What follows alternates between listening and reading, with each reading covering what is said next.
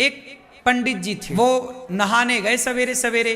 पहले तालाबों में नहाते थे, तभी वहीं पर तालाब में एक धोबी था, कपड़े धुल रहा था। राजा का धोबी है, तो राजा का धोबी तो थोड़ा रहेगा ना घमंड, भाई मैं राजा का, प्रधानमंत्री का ड्राइवर प्रधानमंत्री से ज्यादा घमंड में रहता, प्रधानमंत्री का ड्राइवर हूं भाई। गुरु तो गुड़ चेला शक्कर हो गया। धोबी भाई साहब धुल रहे थे कपड़ा, पंडित जी आए।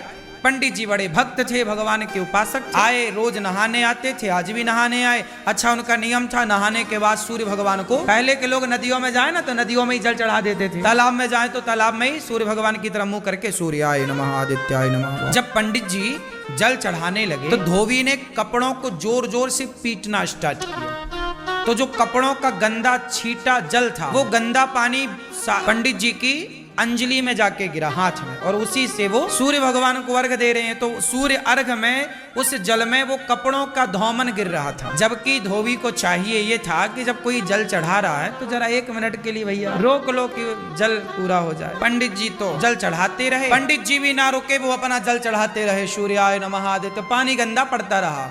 ये दृश्य भगवान ने देखा। भगवान नारायण लेटे लेटे देख रहे हैं, अरे बड़ा गलत कर रहा। सुदर्शन को आदेश दिया, सुदर्शन जाओ धोबी का सिर काट के लाओ। सुदर्शन चले धोबी का सिर काटने। जब तक सुदर्शन भगवान पहुंचे तब तक पंडित जी की पूजा हो गई पूरी, और जो पूजा पूरी हुई पंडित जी ने बोला, क्यों रे नालायक, मैं पूजा कर रहा था, तुझे दिखाई नहीं पड़ रहा? 2 मिनट रुक नहीं सकता, गंदा पानी डाल रहा। अब पंडित जी जो लड़ाई शुरू किए। धोबी बोला, मैं कम हूं क्या, मैं क्यों काम रोक, तुम दूर नहीं जा सकते उस वाले घाट में, तुम्हें भी यहीं आना था। अब सुदर्शन भगवान को आदेश क्या मिला था, भगवान ने क्या बोला, सुदर्शन से जाओ धोबी का सिर काट के आओ। अब सुदर्शन जी आए तो वहां तो लड़ाई चल रही थी पंडित जी में और धोबी में।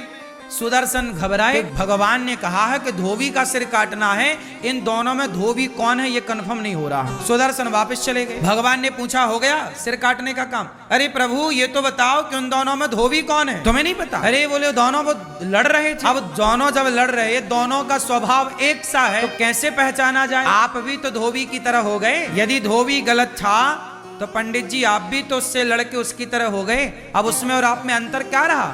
तो सुदर्शन भगवान बोले, वहां तो 2 धोबी हैं, किसे काटना है बताओ? सुदर्शन भगवान से भगवान ने कहा, तुम वापस आप किसी को मत। क्या मतलब हुआ इसका, क्या सीखा आपने इस कथा से? जब जवाब आप स्वयं देते हैं तो भगवान चुप हो जाते हैं कि जवाब तो आपने दे दिया। पंडित जी ने जवाब ना दिया होता उस धोबी को तो भगवान जवाब देते कि नहीं? इसलिए कोई आपको गाली दे, आपको अपमानित करे, आप तो सॉरी कान पकड़ लो भैया, आप सही हम गलत। जब आप जवाब नहीं देते तो ईश्वर जवाब देते हैं। जब तुझसे ना सुलझे तेरे उलझे हुए धंधे, तब भगवान के इंसाफ पे छोड़ दे ए बंदे, वही तेरी मुश्किल आसान करेगा जो तू